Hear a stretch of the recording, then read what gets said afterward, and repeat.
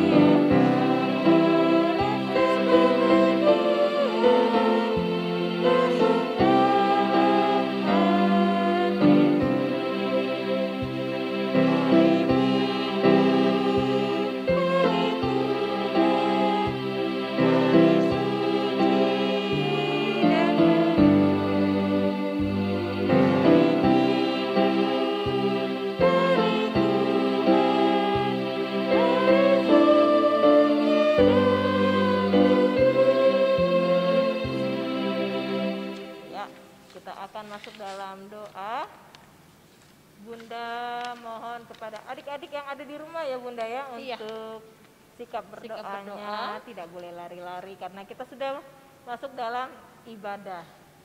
Ayo adik-adik, sikap berdoanya, mari kita satu di dalam doa. Mari kita berdoa. Tuhan Yesus yang baik, kami bersyukur Tuhan pada hari ini kami boleh bersama-sama mengambil bagian dalam ibadah Impa pada hari ini. Tuhan Yesus, kami mau duduk diam, kami mau memuji, memuliakan nama-Mu. Mari Tuhan, Engkau berkati setiap kami yang boleh mengambil bagian dalam ibadah Impa saat ini. Tuhan Yesus, berkati Bunda Fitri yang akan menyampaikan cerita firman-Mu. Begitu juga Bunda Ria yang akan memandu ibadah Impa pada hari ini. Terima kasih Tuhan Yesus, berkati ibadah kami dari awal sampai akhirnya. Kami serahkan ibadah kami ini Tuhan dalam nama Tuhan Yesus. Haleluya, amin. Amin. Kita akan masuk dalam Mazmur pujian. Dari Mazmur 19 ayat yang pertama sampai yang kelima. Kita beri waktu untuk Ambil, adik-adik semua ya, ambil dan buka Alkitabnya. di Mazmur 19 ayat yang pertama sampai kelima. Kita akan membaca secara silih berganti ya Bunda ya. Bunda Ria mewakili anak laki-laki, Siap. Bunda Fitri mewakili anak perempuan. Kita mulai ya. Kemuliaan Tuhan dalam pekerjaan tangannya dan dalam Tauratnya untuk pemimpin biduan Mazmur Daud. Langit menceritakan kemuliaan Allah, dan cakrawala memberitakan pekerjaan tangannya. Hari meneruskan berita itu pada hari, dan malam menyampaikan pengetahuan itu pada malam. Tidak ada berita dan tidak ada kata, suara mereka tidak terdengar. Ayat yang kelima kita baca bersama-sama. Ya.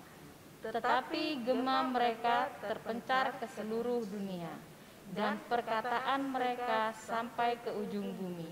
Ia memasang kemah di langit untuk matahari. Silakan duduk adik-adik. Kita akan masuk dalam pemberita firman. Namun kita akan menyanyi dulu satu lagu dari Kidung Ceria 90 bait yang pertama. Yesus sayang padaku.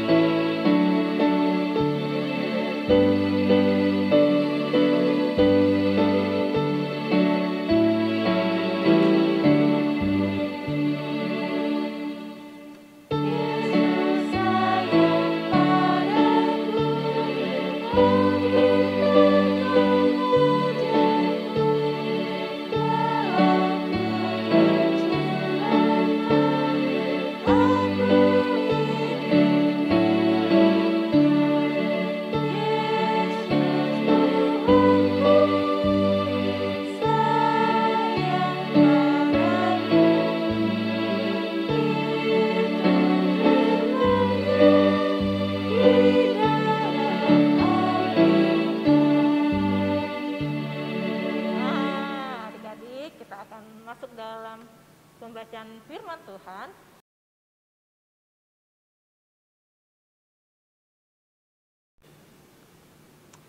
Nah, sekarang kita masuk ke dalam firman. Adik-adik semua mempersiapkan terlebih dahulu Alkitabnya. Bacaan kita pada pagi hari ini ada di Kisah Para Rasul 5, ayatnya yang ke-12 sampai 16. Ayo dipersiapkan dulu ya. Nah, biarkan Alkitabnya tetap terbuka. Kita siapkan hati untuk berdoa. Lipat tangan, tutup matanya. Ya Tuhan Allah Bapa yang ada di surga, terima kasih ya Tuhan. Pagi hari ini kita masih bersama walaupun melalui YouTube.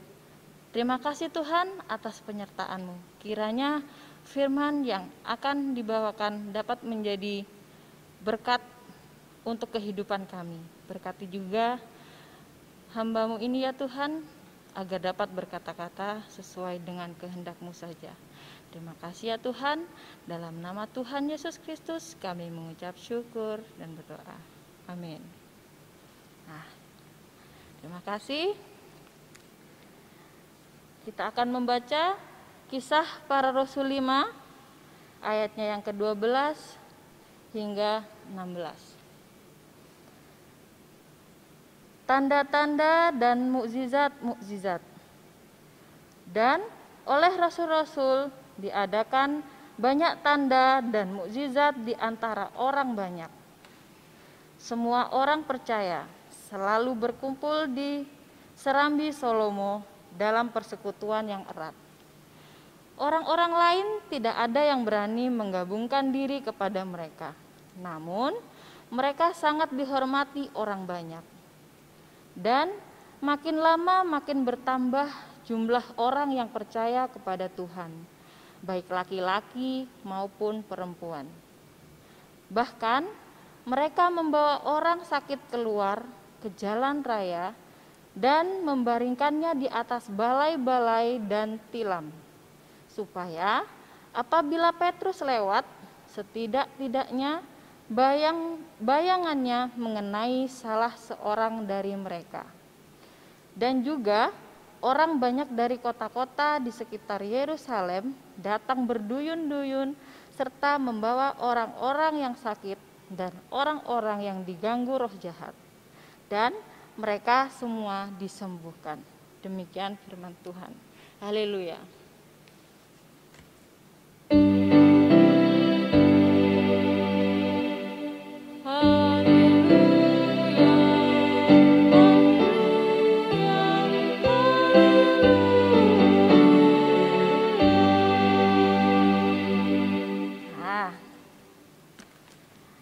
Pada pembacaan kita hari ini itu seperti cerita. Nah, sebelum perikop ini, sebelumnya itu ada cerita Ananias dan Safira. Ada yang ingat tidak ceritanya Ananias dan Safira? Ayo, anak-anak tanggung harusnya sudah tahu ya. Nah, dalam cerita Ananias dan Safira itu kira-kira kenapa ya? Nah, Ananias dan Safira itu adalah sepasang suami istri. Mereka dalam ceritanya menjual sepetak tanah yang kiranya akan dipersembahkan untuk Tuhan. Namun Petrus kemudian bertanya kepada Ananias, "Mengapakah engkau mendustai Roh Kudus?" Kira-kira kenapa ya? Kok tahu ya Petrus kalau Ananias sedang berbohong gitu. Kemudian datanglah juga istrinya Safira. Berikut juga perkataannya tidak sama seperti yang seharusnya dilakukan. Mereka berdua berbohong. Jadi contohnya di sini mereka itu yang seharusnya diberikan kepada Tuhan itu tidak sebanyak dari hasil penjualan mereka. Akhirnya mereka harus mendapatkan seperti hukuman dari Tuhan. Tapi hukuman itu rasanya sangat berat. Mereka semua harus mati. Itu karena mereka berbohong. Nah, Bunda tidak menggunakan kata-kata yang agak menyeramkan ya. Cuman kalau kita berbicara bohong itu sepertinya hal yang sering terjadi. Padahal setiap kali kita berbuat bohong itu ada loh yang tahu. Apa coba kira-kira? Ada Roh Kudus. Ada Roh Kudus yang selalu melihat kita. Bagi orang percaya, Roh Kudus itu selalu mendampingin kita. Percaya tidak itu ada? Ada. Nah, seperti cerita di Ananias dan Safira itu, banyak yang menyaksikan Banyak yang menyaksikan karena mereka di ayat yang ke-12, setiap kali mereka itu berkumpul di Serambi Salomo. Serambi Salomo itu seperti gereja mula-mula. Dia itu tidak tertutup seperti gereja kita di sini. Dia terbuka mungkin seperti balai desa mungkin ya kalau sekarang ya. Jadi agak terbuka. Jadi siapapun menyaksikan kejadian Safira dan Ananias. Ya, yang pada akhirnya semua orang melihat kejadian itu. Akhirnya di ayat 12 diadakan banyak tanda-tanda mukjizat. Oleh rasul-rasul diadakan banyak tanda mukjizat di antara orang-orang banyak. Semua orang percaya selalu berkumpul di Serambi Salomo dalam persekutuan erat. Karena ada terjadi hal seperti itu, banyak orang yang menyaksikan, akhirnya mereka berkumpul. Ada yang sebagian percaya dan ada yang sebagian tidak. Di ayat ke-13, orang-orang lain tidak ada yang berani menggabungkan diri kepada mereka. Namun mereka sangat dihormati orang banyak. Jadi di dalam hati mereka itu masih ada bimbang antara percaya dan tidak. Percayanya mungkin karena melihat Safira dan Ananias terjadi seperti itu. Tapi percayanya juga tidak percayanya juga karena bisa jadi ya, misalnya di era sekarang tiba-tiba kita melihat sesuatu yang tiba-tiba melayang. Kira-kira kita percaya, langsung percaya tidak? Tidak kan? Kita harus selidiki dulu. Kenapa tiba-tiba melayang? Oh, tertiup angin. Misalnya seperti itu. Dan makin lama makin bertambahlah jumlah orang yang percaya kepada Tuhan, baik laki-laki maupun perempuan. Bahkan mereka membawa orang sakit keluar ke jalan raya dan membaringkannya di atas balai-balai. Karena saking banyaknya orang yang sudah mulai percaya sama para rasul itu, banyak sekali orang-orang yang masih setengah-setengah itu melakukan sesuatu hal yang begini. Di ayat 15, mereka membawa orang-orang sakit keluar ke jalan raya dan membaringkannya di atas balai-balai dan tilam, supaya apabila Petrus lewat, setidaknya bayang-bayangannya mengenai salah seorang dari mereka. Di hadapan mereka, yang mereka lihat adalah Petrus. Orang yang masih setengah-setengah tadi melihatnya adalah Petrus. Nah, padahal kira-kira siapa ya yang membantu Petrus? Nah, nanti jawabannya di akhir ya. Nah, kemudian sampai-sampai mereka membawa orang-orang sakit itu setidaknya terkena bayangannya Petrus. Akhirnya orang-orang banyak dari kota sekitar Yerusalem berduyun-duyun serta membawa orang yang sakit dan orang-orang yang diganggu roh jahat, dan mereka semua disembuhkan. Nah, rahasianya apa ya kira-kira dari peristiwa ini? Ada apa ya? Jawabannya adalah Roh Allah, Roh Kudus. Apa itu? Apa itu Roh Kudus? Roh Kudus adalah Tuhan itu sendiri. Anak tanggung pasti tahu ya, Tritunggal Maha Kudus ya. Ada Bapa, ada Tuhan Yesus yang biasa kita sebut Tuhan Yesus. Ada Roh Kudus. Nah, semua itu adalah sebenarnya satu. Namun ada peristiwa Tuhan datang ke dunia. Kemudian Tuhan disalibkan. Namun ada satu gift yang Tuhan Yesus kasih sama kita.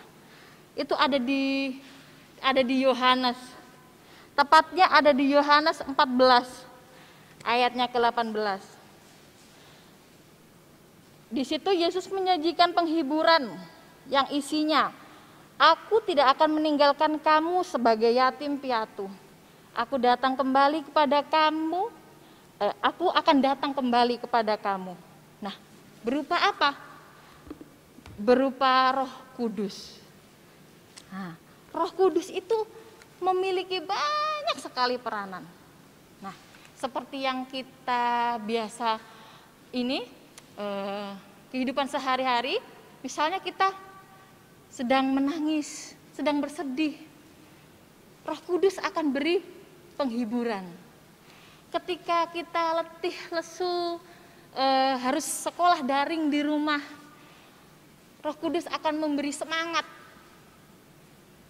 Kemudian waktu kita sakit, kita harus sendiri, mungkin ada yang harus isolasi mandiri sendirian di kamar.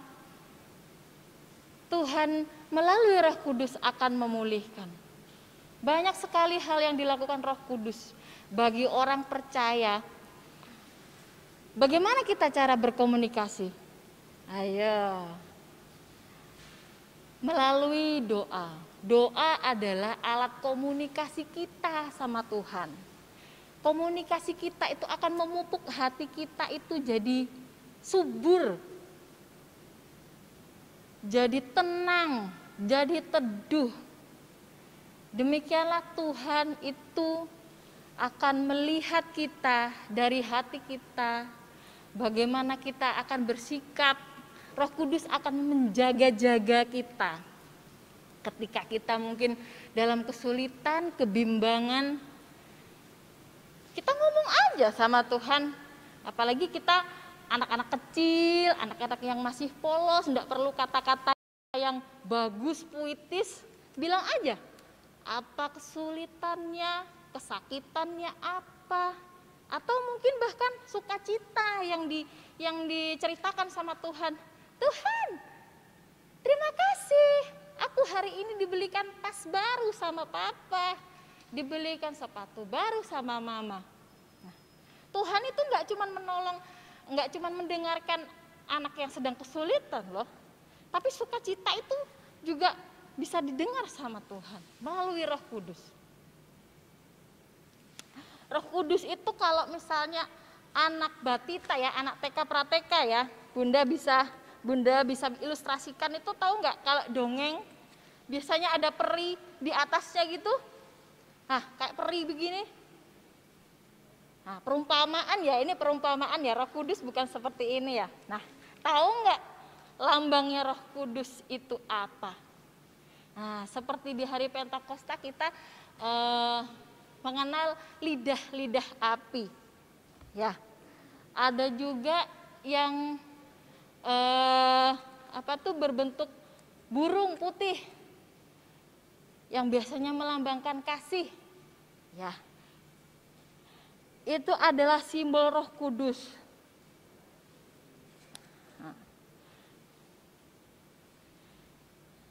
Nah, di dalam cerita-cerita tadi semuanya itu berkat Roh Kudus. Roh Kudus itu tidak bisa dibohongin, seperti cerita Safira dan Ananias tadi. Apa yang mereka lakukan, meskipun dia bilang, oh tidak, oh iya, tapi Roh Kudus akan tahu apapun yang mereka lakukan. Tidak bisa dibohongin. Nah, bagaimana kita mengungkap rasa sukacita kita itu tadi? Dengan cara berdoa.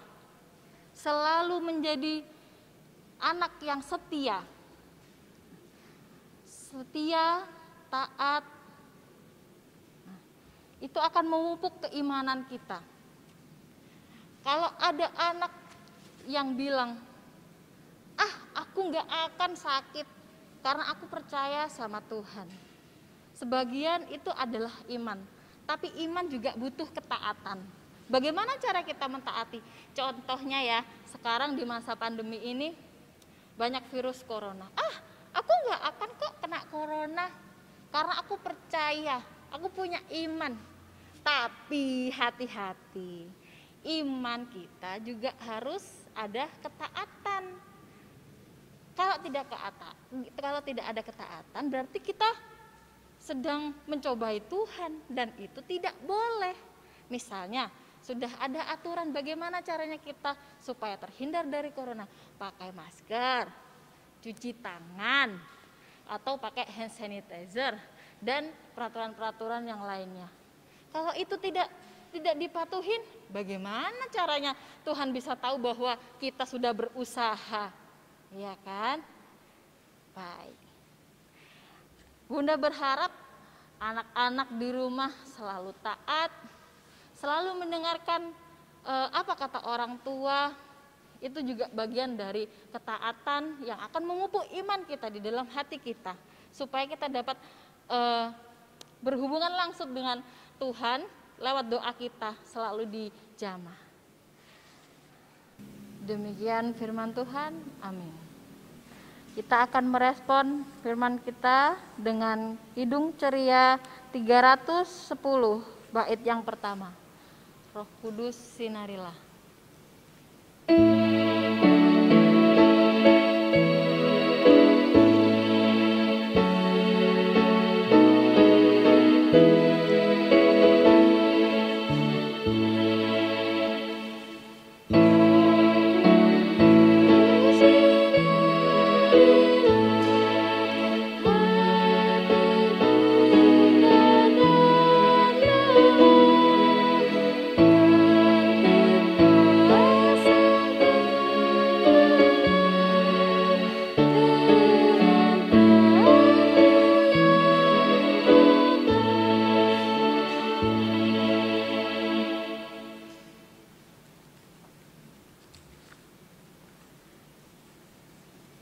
Mari kita siapkan hati, lipat tangan, dan tutup mata.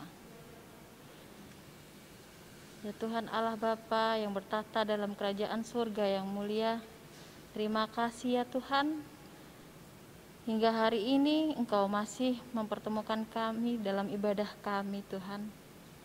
Kami anak-anak-Mu ingin seturut dengan kehendak-Mu Tuhan. Kami akan tetap terus berjaga-jaga Tuhan, walaupun Roh Allah selalu melindungi kami, namun kami akan berusaha tetap taat sebagai anak-anak-Mu Tuhan. Ya Tuhan, kami anak-Mu yang masih kecil-kecil ini, pandulah kami terus dengan Roh Kudus-Mu ya Tuhan, agar tetap terus senantiasa mengikuti ajaran dan petunjuk-Mu Tuhan. Terima kasih untuk mama papa kami Tuhan. Engkau urapi orang tua kami dengan berkat dan rejeki. Berilah kami kemampuan untuk tetap terus bersabar dalam keadaan seperti ini, seperti sekolah daring. Kami tidak ingin untuk terus mengeluh, namun tetap terus bersemangat. Kami juga berdoa untuk bunda-bunda layan kami, agar tetap selalu senantiasa dapat melayani. Gereja kami juga Tuhan, pemerintahan kami dari presiden hingga jajarannya, Engkau lingkupi semua dengan kasih-Mu ya Tuhan. Biarlah kami masing-masing pribadi juga berusaha memampukan apa yang kami bisa untuk diri kami dan sekitar kami. Terima kasih ya Tuhan atas segala berkat kasih yang Engkau berikan kepada kami. Dalam nama Tuhan Yesus Kristus yang telah mengajarkan kami berdoa. Bapa kami yang ada di surga, dikuduskanlah nama-Mu, datanglah kerajaan-Mu, jadilah kehendak-Mu di bumi seperti di surga. Berikanlah kami pada hari ini makanan kami yang secukupnya, dan ampunilah kami akan kesalahan kami, seperti kami juga mengampuni orang yang bersalah kepada kami. Dan jangan bawa kami ke dalam pencobaan, tetapi lepaskanlah kami daripada yang jahat.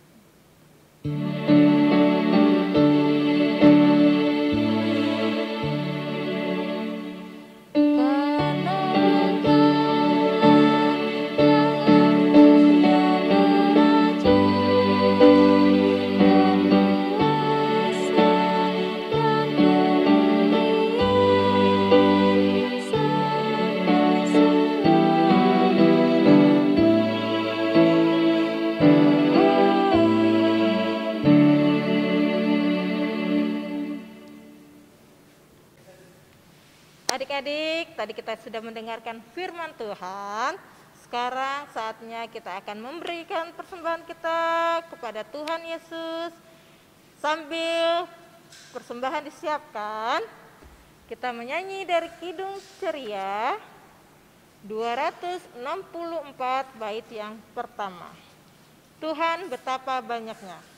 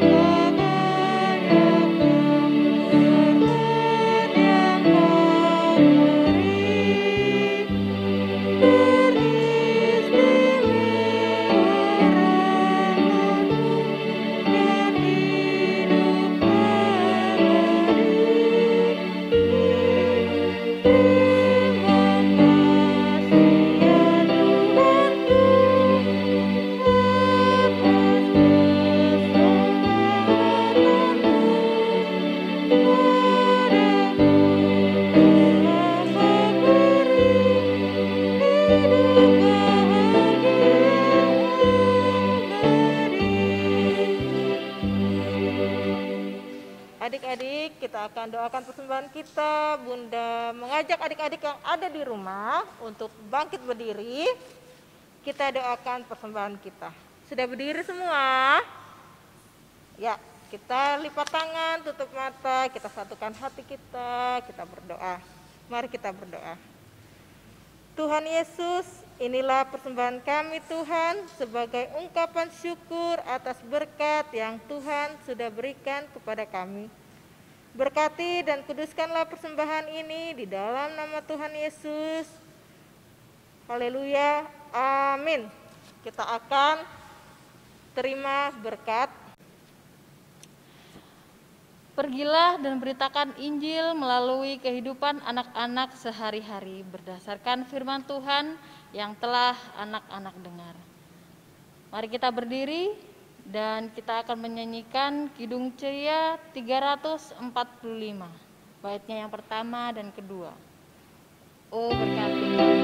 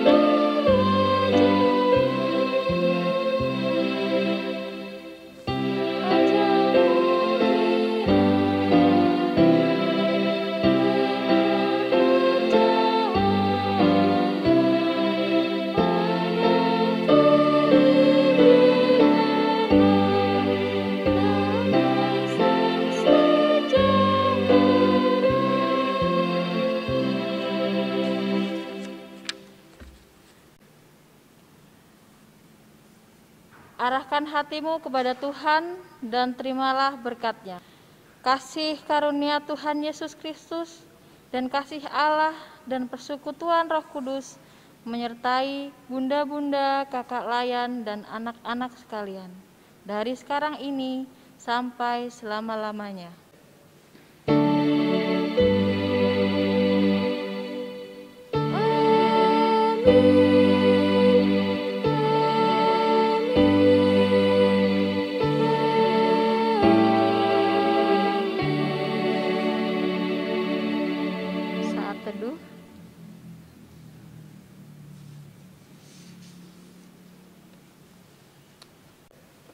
Adik-adik, ibadah kita telah selesai. Saya dari Bunda Ria Sektor Pelayanan 5 dan Bunda Fitri dari Sektor Pelayanan 8 mengucapkan selamat hari Minggu. Tuhan Yesus memberkati. Dadah. Nah, adik-adik, waktunya kita aktivitas. Aktivitas ya Bunda ya.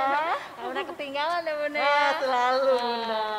Nah, untuk anak TK Prateka kita akan membuat Apa burung. itu? Wah, burung dari mana? Apa Bunda? hayo tadi artinya di khotbah apa ya? Kasih.